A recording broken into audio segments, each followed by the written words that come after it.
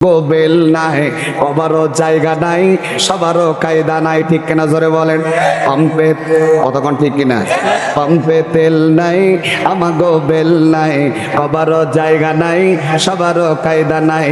শান্তি পেতে হলে দিনের পথে আইরে, শান্তি পেতে হলে কোরআনের পথে আইরে।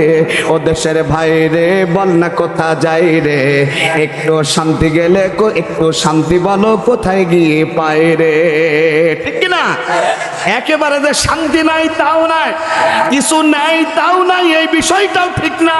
আছে ভাই, আছে আছে অনেক কিছুই আছে, অফিসে ঘুষ আছে, দেওয়া মতো মানুষ আছে। আমাদেরকে যদি জান্নাতে যেতে হয়, সর্বপ্রথম আমাদেরকে ইমানদার হতে হবে। কি হতে হবে ভাই? ইমানদার হতে হবে। ইমানদার না হওয়া পর্যন্ত জান্নাতে যাওয়া হবে না। ঈমান আনার প্রথম যে কাজ সেটা হলো কালিমা তেলাওয়াত করতে হবে, মুখ দিয়ে উচ্চারণ করতে হবে। 2, অন্তর দিয়ে বিশ্বাস করতে হবে। 3, কাজে পরিণত করতে হবে। এটা আমরা সকলে জানি তো। কালিমা পড়তে হবে। কি কালিমা? লা ইলাহা ইল্লাল্লাহু মুহাম্মাদুর রাসূলুল্লাহ। সকলেই বলুন সাল্লাল্লাহু আলাইহি ওয়াসাল্লাম। এই কালিমাটা মুখে পড়ে নিলেন যারা, পড়লেই শুধু ইমানদার হওয়া যাবে না ভাই। এই কালিমাটা যেটা মুখে পড়লাম, এই কালিমাটা অন্তর দিয়ে বিশ্বাস করতে হবে। তাহলে যেটা পড়লেন ওটা শুধু পড়লেই হবে না, ওটা বুঝে তেলাওয়াত করা লাগবে। লা ইলাহা, জোরে কোন, লা ইলাহা ইল্লাল্লাহ। এই কালিমা যারা পড়ে নিল, বুঝে বুঝে পড়ে নিল, আপনার মাতৃভাষায় যে ভাষাটা আপনি বোঝেন, এই ভাষাতেই কালিমাটা আপনাকে বোঝা লাগবে যে লা নাই ইলাহা, কোনো ইলাহা নাই, আইনদাতা নাই, বিধানদাতা নাই, খাইতে দেওয়ার মালিক নাই, ইজ্জতের মালিক নাই, সম্মানের মালিক নাই, পড়তে দেওয়ার মালিক নাই, ইল্লাল্লাহ, আল্লাহ ছাড়া কারো আইন মানি না, মানব না, কোনোদিন মানতে চায় না। এই কালিমাটা যারা পড়ে নিল, মুহাম্মাদুর রাসূলুল্লাহ, বিশ্বনবী মুহাম্মাদুর রাসূলুল্লাহ সাল্লাল্লাহু আলাইহি ওয়াসাল্লাম হচ্ছেন আমাদের নেতা। এটা যারা বিশ্বাস করে নিল, কেবলমাত্র তারাই সর্বপ্রথম প্রথম কথাটা স্বীকার করে নিল, ঈমানের প্রথম ধাপে পা দিল। দ্বিতীয় নাম্বার হলো এটা অন্তর দিয়ে বিশ্বাস করতে হবে যে আল্লাহ ছাড়া কারো আইন মানা যাবে না, ঠিক কিনা জোরে বলেন। আপনারা বলেন, আমাদের জীবনের মালিককে, আমাদের মরণের মালিককে, আকাশের মালিককে, জমিনের মালিককে। এত আস্তে বলতেছেন কেন? জমিনের মালিককে, আমাদের মালিক আল্লাহ, জীবনের মালিক আল্লাহ, আকাশের মালিক আল্লাহ, জমিনের মালিক আল্লাহ, সব কিছুর মালিক যেহেতু আল্লাহ, আইনটাও চলবে আল্লাহ। এই কথা যদি বলতে যায় তাহলে কিছু মানুষ বলবে, হুজুর মনে হয় রাজনীতি শুরু করেছে। আল্লাহর আইনের কথা বলতে গিয়ে, আল্লাহর বিধানের কথা বলতে গিয়ে যারা বলে রাজনীতি করো না, রাজনীতি করতে দেওয়া যাবে না, আমার তো মনে হয় যারা এই ধরনের কথাবার্তা বলে তাদের মুসলমানিত্বই অনেক আগে হারিয়ে গেছে, জোরে গান ঠিক কিনা? কারণ যেই ব্যক্তি আল্লাহর রাজনীতি করে না, আল্লাহর বিধান অনুযায়ী চলে না, তারা কখনো মুমিন হতে পারে না, তারা কখনো আল্লাহর বান্দা হতে পারে না। তাহলে ভাইরা, প্রথম কথা আমরা বুঝে পড়ে নিলাম আল্লাহ ছাড়া কোনো ইলাহা নাই। এবার এটা বাস্তবতায় কায়েম করা লাগবে। এই 3টা কাজ যদি আমরা করতে না পারি, যতক্ষণ পর্যন্ত করতে পারবো না ততক্ষণ পর্যন্ত আমরা ইমানদার না। আর ইমানদারেরাই কেবলমাত্র বিশ্বাস করে আল্লাহর দেওয়া বিধান, কখনো এটাকেও ধ্বংস করতে পারবে না। একটু জিকির করে লা ইলাহা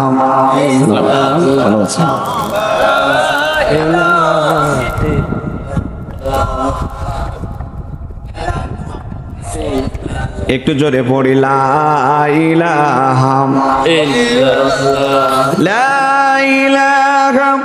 ইল্লাল্লাহ মুহাম্মাদুর রাসূলুল্লাহ। সকলে বলুন সাল্লাল্লাহু আলাইহি ওয়াসাল্লাম। প্রিয় ভাইরা আমার, তাহলে আল্লাহর দেওয়া বিধান যদি আমাদের না মানা হয় জান্নাত যাওয়া হবে না। আর আল্লাহর বিধিবিধান যদি না মানা যায়, জান্নাত যদি না হয়, এ জীবনের কোনো মূল্য নাই। পশুর মৃত্যু যা, আমাদের মৃত্যু তাই, আমাদের আর পশুদের মধ্যে কোনো পার্থক্য থাকবে না। সুতরাং জান্নাতে যদি যেতে হয়, এই দুনিয়াতে গোলামি করতে হবে কার? আল্লাহ। এত আস্তে কথা বললে ওয়াজ হবে না, জোরে বলুন কার? আল্লাহর বিধান যদি না মানা যায়, আল্লাহর দিন যদি না মানা যায়, মুসলমানিত্ব যদি আমাদের মধ্যে না থাকে, এ জীবন রেখেই বা কি হবে? আসল জীবন থাকবে যতক্ষণ আল্লাহর দিন মানব ততক্ষণ। পারা যাবে তো ইনশাআল্লাহ? সাতক্ষীরার মানুষের ঈমান কি খুব দুর্বল হয়ে গেছে? তাহলে বলুন, আমাদের ভিতরে ঈমানিত্ব টিকিয়ে রাখতে হবে কি হবে না? যদি ঈমানিত্ব টিকিয়ে রাখতে হয়, তাহলে আল্লাহর বিধিবিধান মানা ছাড়া বিকল্প কোনো পথ নাই। সুতরাং জীবন থাকবে যতক্ষণ আল্লাহর কোরআন মানবো। এটা কি মুখেই থাকবে না বাস্তবতায়? এই বাস্তবতা যদি কায়েম না করা যায়, বাস্তবে যদি না মানা যায়, শুনে কোনো লাভ হবে না। তবে শোনার সাথে সাথে আমাদেরকে মানতে হবে। আল্লাহ তৌফিক যেন দান করেন, জোরে বলেন আমিন। কারণ এই দুনিয়া থেকে বিদায় হওয়ার পরে যেই জায়গায় আমরা বসবাস করব, সেই জায়গার নাম হলো কবর। কি নাম? যেই কবরে মানুষ মরে যাবার পর তাড়াতাড়ি বিদায় করার চেষ্টা করে, ঠিক না ভাই? এই দুনিয়ার কেউ আপন নেই। এই দুনিয়ার মানুষগুলো সেদিন আমাদেরকে তাড়িয়ে দিবে দূর দূর করে, সাথে কেউ আর রাখতে চাইবে না। আপনার নিজের সন্তান, আপনার স্ত্রী, সহধর্মিণী, যাদের সাথে একসাথে থাকতেন, সেই মানুষগুলো আমাদেরকে পর করে রেখে আসবেন কবরে। দুনিয়াতে আপনারা অনেক বাহাদুরি, দুনিয়াতে অনেক ক্ষমতার বাহাদুরি, সেটা দুনিয়াতে থাকবে, কবরে সেটার কোনো কাজে লাগে না। লাগে কোথায় রবে দালান কোঠা, কোথায় সিংহাসন, থাকবে না আর বাহাদুরি, করবে কি তখন? ও মানুষ, করবে কি তখন? থাকবে না আর রাজার রাজ্য, ওরে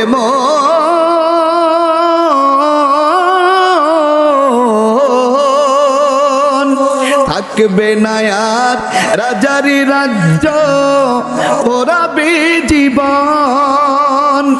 দুই দিনের এই দুনিয়াটা, দুই দিনের এই দুনিয়াটা শেষ হবে তখন, ছেড়ে তোমায় যেতে হবে সুন্দরে ভুবন। বেলা গেল, সন্ধ্যা হলো, বেলা গেল, সন্ধ্যা হলো, ভেবে দেখতে রে মন, ছেড়ে তোমায় যেতে হবে সুন্দরে ভুবন। খুব যেন জোর না হয়, আস্তে করে বলেন মারহাবা। আমার গান আপনাদের ভালো লাগেনি? ভালো লাগলেই কিনা মারহাবা দেবে, কি বলেন ভাই? না, ভালো লাগছে। কষ্ট হয়ে গেল? তাহলে মাঝে মাঝে এরকম গান গেলে আপনাদের খুব বেশি যদি কষ্ট না হয়, একটা আওয়াজ করে বলা যাবে কি মারহাবা? দেখা যাবে আওয়াজ কেমন হয়। পানি টানি লাগলে আমাদেরকে বলবেন, পৌঁছে দেবো ইনশাআল্লাহ। যেহেতু আমি তো একা ওয়াজ করছি না, আপনারাও ওয়াজ করছেন। সম্মানিত মুসলমান ভাইরা আমার, এই জন্য কবর থেকে যদি বাঁচতে হয়, এই দুনিয়াতে বিধান মানতে হবে কার? সে বিধানের কথা কোরআনে আছে না নাই? এই কোরআন একমাত্র বাণী, কমপ্লিট কোড অফ লাইফ, তাহলে কোরআন এন্ড ইসলাম। কোরআন হচ্ছে পূর্ণাঙ্গ জীবন বিধান। আপনি কি চান, আপনার কি প্রয়োজন, কোরআনের কাছে প্রশ্ন করলে আপনার জীবনের চাহিদা পূরণ হয়ে যাবে। সম্মানিত ভাইরা আমার, এই জন্য আমার আলোচনার মূল বিষয় হলো কোরআন ভিত্তিক জীবন গঠন করব। এই কোরআন ভিত্তিক জীবন গঠন যখন আপনি করার চিন্তা ভাবনা করবেন, তখন আপনার জীবনটা কোরআনের মতো সুন্দর হয়ে যাবে। বলুন তো ভাইরা, কোরআন দিয়ে যদি জীবন পরিচালনা করা যায়, এই জীবনটা সুন্দর করা সম্ভব হবে কি হবে না? আওয়াজ খুব একটা ভালো না, তার মানে সন্দেহ আছে যে না, কোরআন সমস্যার সমাধান দিতে পারে না। কোরআন কি সব সমস্যার সমাধান দিতে পারে? বিশ্বাস আছে কার কার? একটু হাত তুলে দেখান দেখি। আল্লাহ তুমি হাতগুলোকে কবুল করে নাও। এখন না ভাই, জানেন আমার আল্লাহ তাআলা কালামে হাকিমে বলেন, দুনিয়ার মানুষেরা, এ কোরআন এমন একটি কিতাব, যেই কিতাবের মধ্যে ভুল ধরার ক্ষমতা পৃথিবীর কারোর হবে না। ভুল ধরতে গিয়ে তার ভুল সংশোধন হয়ে যাবে। আমার আল্লাহ তাআলা কালামে হাকিমে কোরআন খোলার সাথে সাথেই মানুষদেরকে চ্যালেঞ্জ করে দিয়েছে, দুনিয়ার মানুষেরা, যালিকাল কিতাবু লা রাইবা ফী। আমি আল্লাহ তাআলা চ্যালেঞ্জ করে তোমাদেরকে জানিয়ে দিলাম, এই কোরআনের মধ্যে ভুল তো দূরের কথা, সন্দেহের অবকাশ নাই। সুবহানাল্লাহ বলেন। আমার আল্লাহ তাআলা বলেন, এই কোরআনকে সৃষ্টি করেছি আমি আল্লাহ তাআলা, এর মধ্যে ভুল কেউ ধরতে পারবে না, আবার এই কোরআনকে কেউ ধ্বংসও করতে পারবে না, কারণ এই কোরআনকে আমি আল্লাহ তাআলা সৃষ্টি করেছি। আমি আল্লাহ, আমার আল্লাহ তাআলা বলেন, আমি আল্লাহ তাআলা কালামে হাকিমকে সুন্দরভাবে তোমাদেরকে উপস্থাপনা করার জন্য পাঠিয়ে দিলাম। এই কোরআনকে শুধু পাঠিয়েই দেই নাই, ইন্না নাহনু নাযালনা যিকরা ওয়া ইন্না লাহু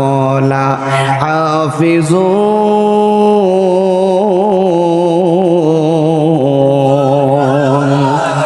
আল্লাহ তাআলা বলেন, এই কোরআনকে সৃষ্টি করেই ছেড়ে দেয় নাই। আমি আল্লাহ তাআলা এই কোরআনকে যেমন সুন্দর করে সৃষ্টি করে রেখে দিয়েছি, ঠিক তেমনি ভাবে এই কোরআনকে হেফাজতের দায়িত্ব আমি আল্লাহ তাআলা নিয়েছি। দুনিয়ার কেউ এটা ধ্বংস করতে পারবে না। তাহলে কোরআনকে সৃষ্টি করেছেন কে? আরো জোরে বলেন। হেফাজত করবে কে? এটা যদি কেউ ধ্বংস করতে আসে, তাহলে কি সে কি থাকবে?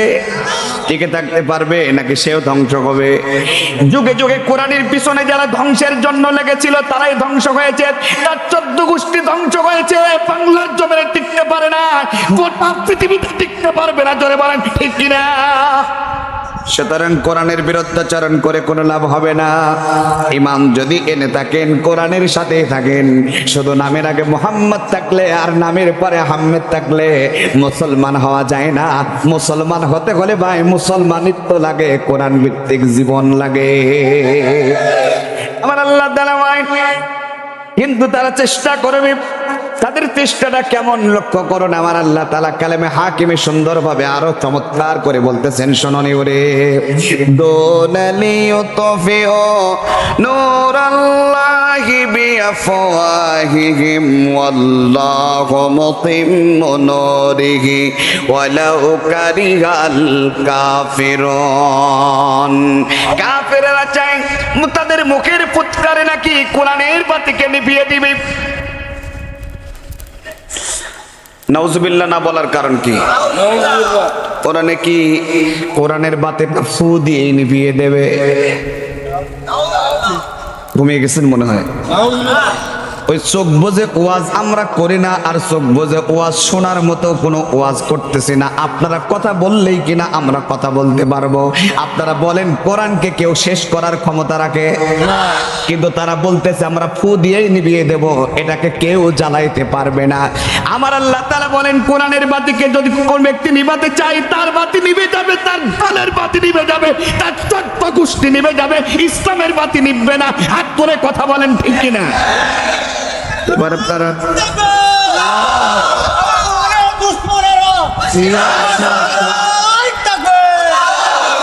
আমার আল্লাহ তাআলার ঘোষণা, তোমরা যতই চেষ্টা করো না কেন কোরআনের বাতিকে নিভিয়ে দেওয়ার তোমরা পারবে না। তোমরা যতই কোরআনের বাতিকে নিভাতে চাইবে সেটাকে প্রজ্বলিত করবো আমি আল্লাহ তাআলা। সুতরাং আল্লাহ তাআলা যেটাকে বলবে আমি প্রজ্বলিত করব, আমি বাঁচিয়ে রাখবো, আমি জ্বালিয়ে রাখবো। সেটাকে কেউ শেষ করতে এই পর্যন্ত পারে নাই। এখন থেকে আগামীতে চেষ্টা করলেও তারা, কথা বুঝতে পারছেন তো? তার মানে এবার আসেন ব্যাখ্যার দিকে যায়, তারপরে শিক্ষা নিয়ে বাড়িতে যাব। আল্লাহ যেন বোঝার তৌফিক দান করেন, বলেন আমিন।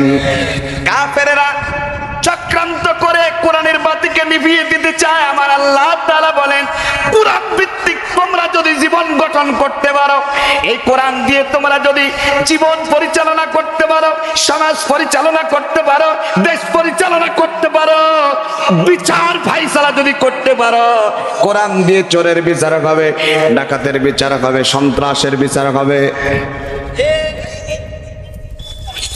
এই সাইডে কিন্তু আওয়াজ খুব কম, একেবারে চিন্তা ভাবনা করে এসেছেন বাড়ি থেকে, যা বলবে হুজুরেরা আমরা না, এরকম নিয়ত করে এসেছেন নাকি ভাই? এবার আপনারা জবাব দেন, কোরআন দিয়ে যদি জীবন পরিচালনা করা যায় জীবন সুন্দর হবে কিনা? এশার নামাজ পড়ে এসেছেন না আপনারা? এশার নামাজে ইমাম সাহেব কোরআনে কারিমের সূরা বাদ দিয়ে যদি নিজের মন গড়া সূরা দিয়ে তেলাওয়াত করতেন তাহলে কি আপনারা নামাজ পড়তেন? আর নামাজ পড়লেও কি সে নামাজ হবে নাকি?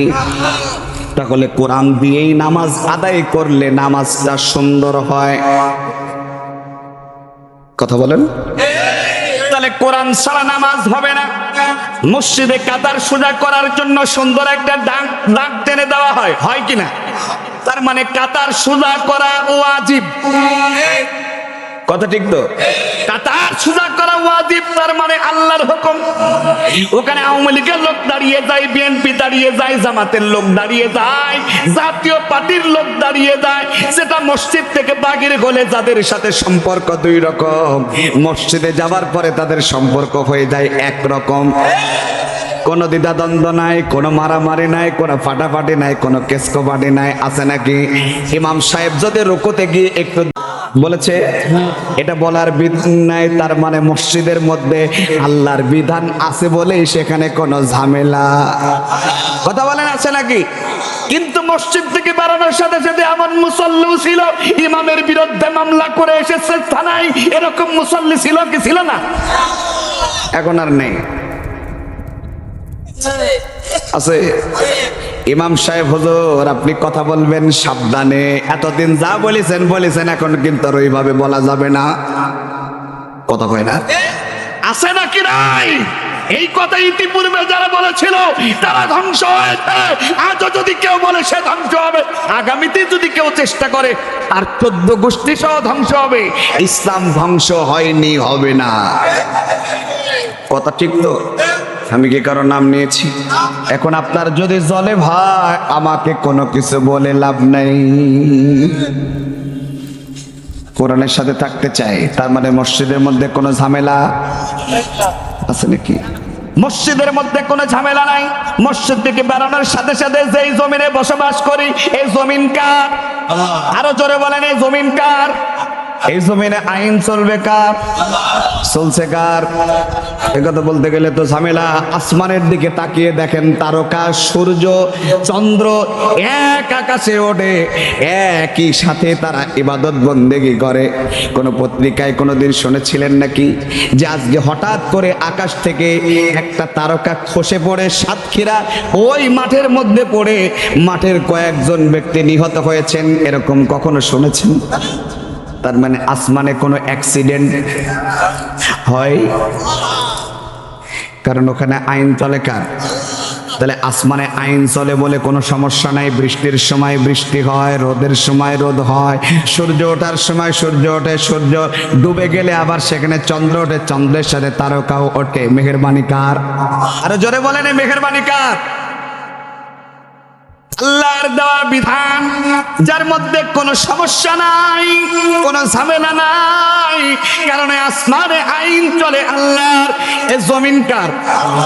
ভাই কথা বলছেন না কেন? জমিন কার?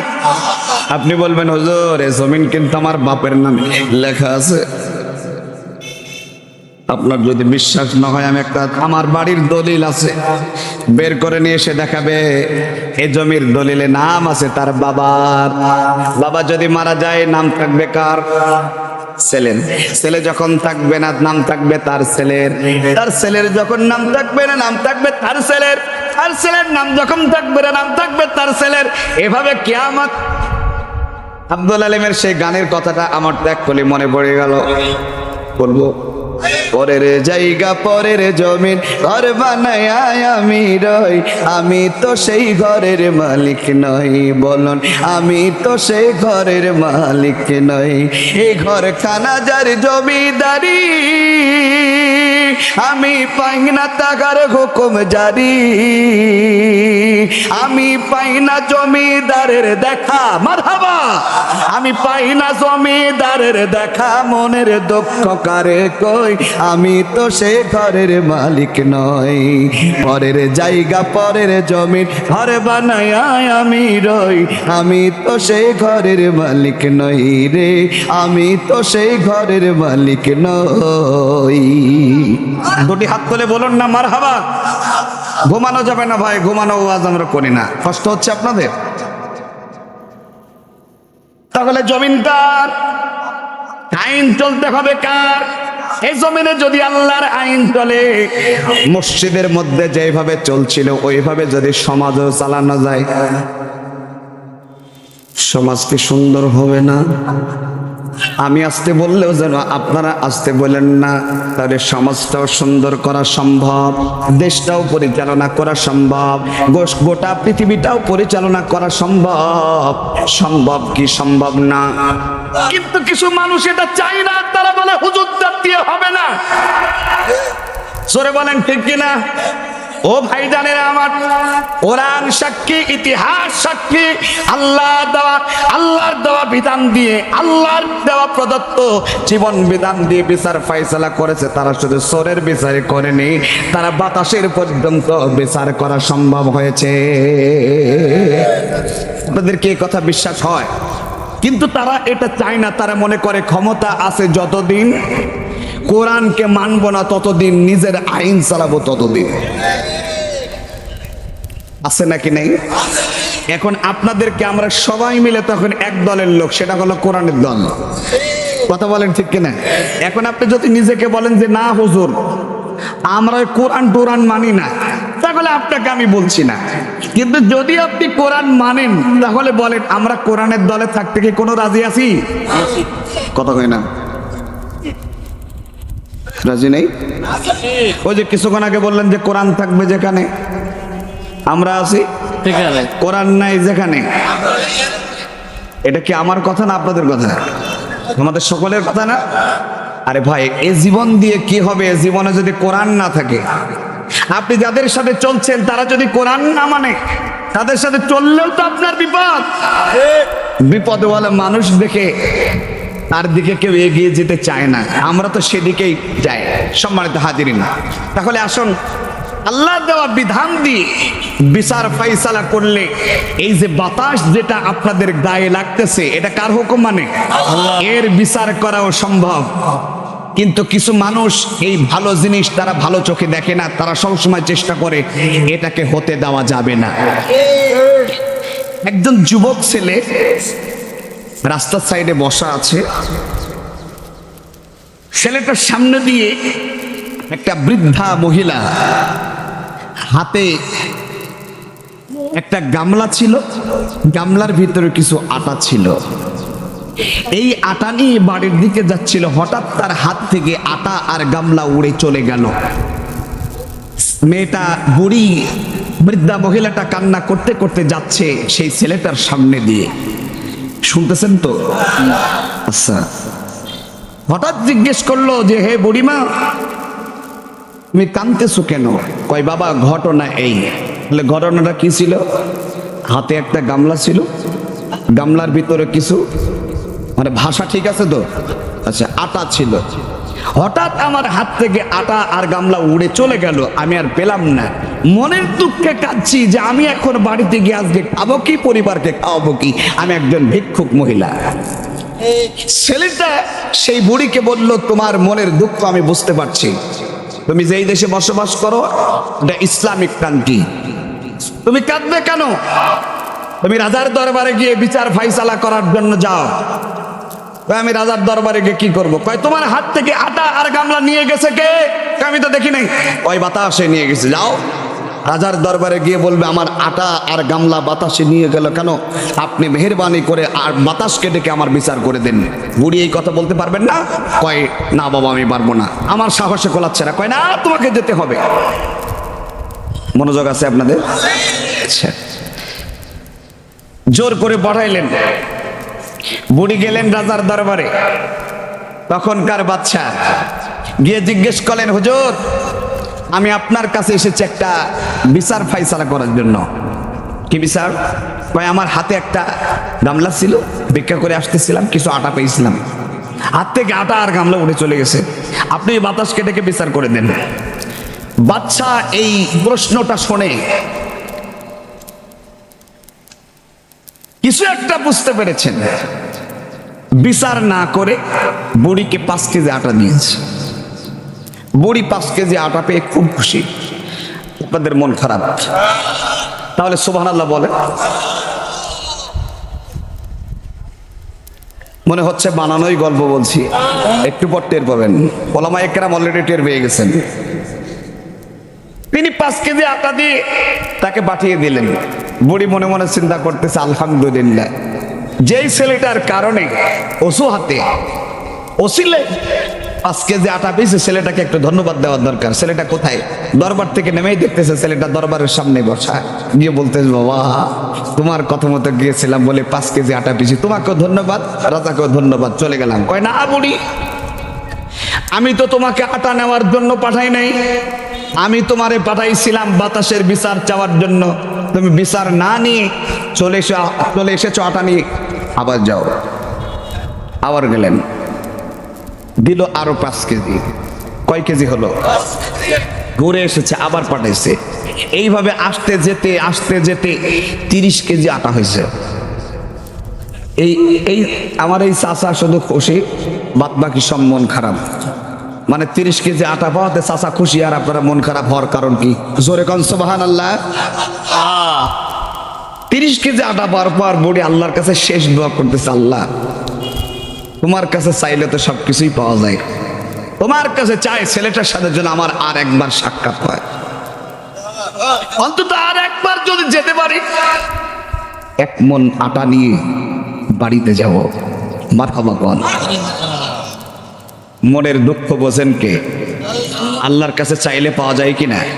একবার চাইবেন হয়তো পাবেন না, দ্বিতীয় ডাকবেন হয়তো পাবেন না, ধৈর্যের সাথে চাইবেন, আল্লাহ তাআলা অবশ্যই দেবেন। কষ্ট হচ্ছে আপনাদের? বক্তা নিয়ে আসতে বলবো?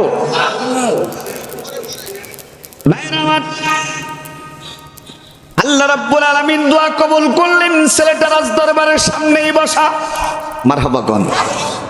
গিয়ে বলল, হ্যাঁ বুড়ি, কি হয়েছে তোমার? মনটা খুব আনন্দিত মনে হচ্ছে। কয় বাবা 30 কেজি আটা পেয়েছে, আমি চলে গেলাম, আমার আর আটার প্রয়োজন নেই। কিন্তু ছেলেটা বলল, না বুড়ি, আমি তোমাকে আটা নিয়ে যেতে দেব না, তুমি আবার যাও। বুড়ি মনে মনে চিন্তা করতেছে, আমি এই দোয়া আল্লাহর কাছে করেছিলাম যেন আর একবার যাওয়ার সুযোগ হয়। আর একবার গেলেন, এবার পেলেন কত কেজি আটা? টোটাল এই 40 কেজি আটা পেলেন। 10 কেজি আরো দিলেন। 40 কেজি আটা পাওয়ার পরে বুড়ি আল্লাহর কাছে দোয়া করতেছে, আল্লাহ ছেলেটার সাথে যেন আমার আর দেখা না হয়। চাচা বুঝতেছেন? ছেলেটার সাথে যেন আমার আর দেখা না হয়। রাজা তাকে 1 বস্তা মাল দিয়ে দিল, 40 কেজির একটা বস্তা দিয়ে দিল। একটা লোককে তার চাকরকে অথবা তার কাজের মানুষকে একটা লোককে সেট আপ করে দেওয়া হলো। রাজা বললেন এই বুড়ির বস্তাটা, আটার বস্তাটা তার বাড়ি পর্যন্ত পৌঁছে দেওয়া যাবে, আর দেখবে এই বুড়িকে বারবার আমার রাজ দরবারে পাঠাইকে। রাজার দরবার থেকে বাগের হয়ে বুড়ির দুয়ার কবুল হলো না, ছেলেটার সাথে দেখা না হয়ে হবে না। রাজার দরবারের সামনে বসা ছেলেটাকে গিয়ে বলল, হে আমি আর তোমার কথা মতো সেখানে যেতে চাই পারবো না, আমি আশঙ্কা করতেছি এবার যদি যায় আমার আমও যাবে সালাও যাবে, বাবা আমি আর যাব না। কিন্তু না সড়বান্দা, হে বুড়ি আমি তোমাকে আটা নিয়ে যেতে দেব না, চলো আবার আমার সাথে চলো।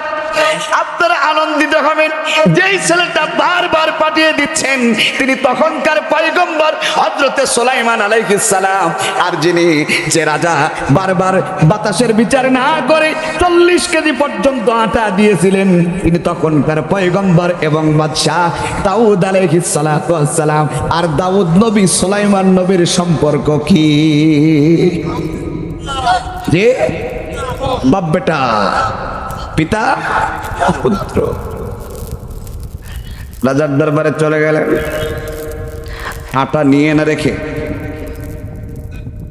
আপনারা আসেন না, বাড়ি চলে গেছেন, আটা সহ বড়ি সহ ওই লোক সহ রাজার দরবারে গেলেন।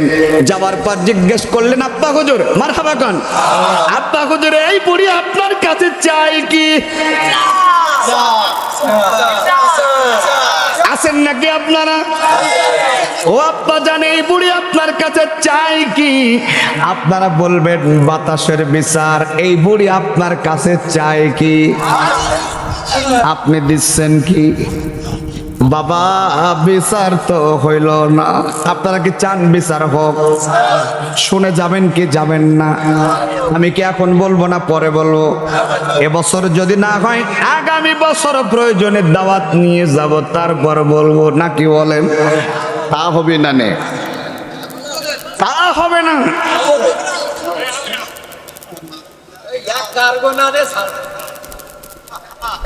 আব্বা হুজুর আপনার কাছে এই বুড়ি চাই কি? ওই আপনারা বাতাসের বিচার চাই, আপনি দিচ্ছেন আটা।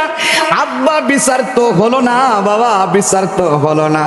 আল্লাহর নবী দাউদ আলাইহিস সালাতু ওয়াস সালাম বললেন, বাবা বিচার যে হলো না সেটা তো আমিও জানি। মারহাবা কোন ছেলে বাবাকে বলতেছে বিচার হলো না।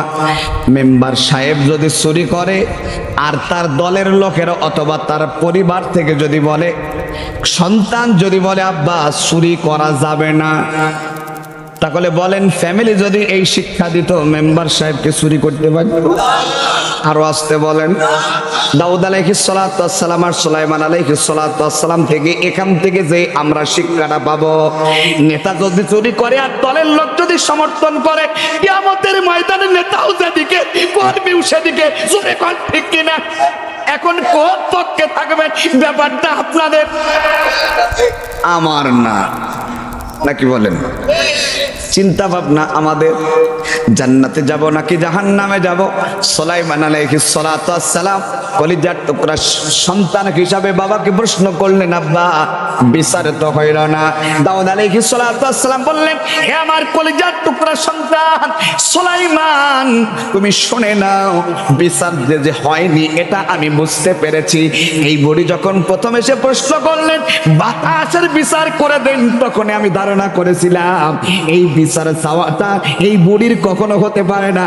এই বুড়ির পিছনে যেই লোক আছে সে না আসা পর্যন্ত বিচার হবে না। মারহাবা কর। সুলাইমান আলাইহিস সালাতু ওয়াস সালাম বললেন, আব্বা তাহলে বুঝতে পারছি বিচার আপনি করেন। দাউদ আলাইহিস সালাতু ওয়াস সালাম বললেন, বাবা অরিজিনাল আমি এখন বাদশা আছি, পরবর্তী বাদশা তুমি হবা।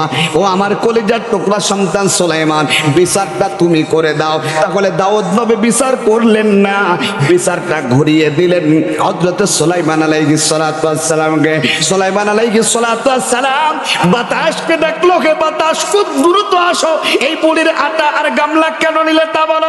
আপনাদেরকে বিশ্বাস হয় ডাকলে আসবে? আরে ভাই, গোটা পৃথিবীতে তিনি যিনি রাজত্ব করে বেড়াতেন বাতাসের উপরে ভর করে, সেই বাতাস আসবে না তার কারণ কি? ডাকার সাথে সাথে বাতাস চলে আসলো। একটু জোরে জোরে কর মারহাবা।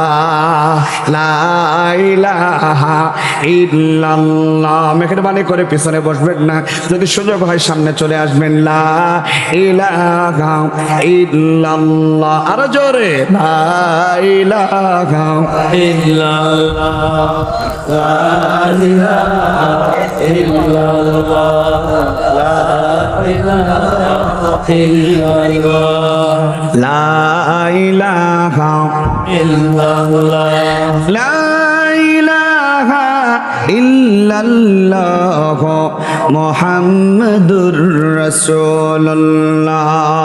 সকলে বলুন সাল্লাল্লাহু আলাইহি ওয়াসাল্লাম। তাহলে বাতাসের বিচার করব। সুলাইমান আলাইহিস সালাতু ওয়াস সালাম সুন্দর বিচার ফয়সালা করবেন, কিন্তু এটা অনেকেই চায় না যে এই সুন্দর বিচারে ফয়সালাটা হোক। আপনারা কি চান কোরআন দিয়ে বিচার হোক? চান তো?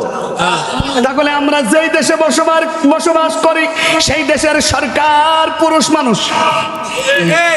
কথা ঠিক তো? 17 বছর তো চোখে দেখিনি, মানে পুরুষ মানুষ তো সরকার দেখি নাই আমরা হওয়ার পর।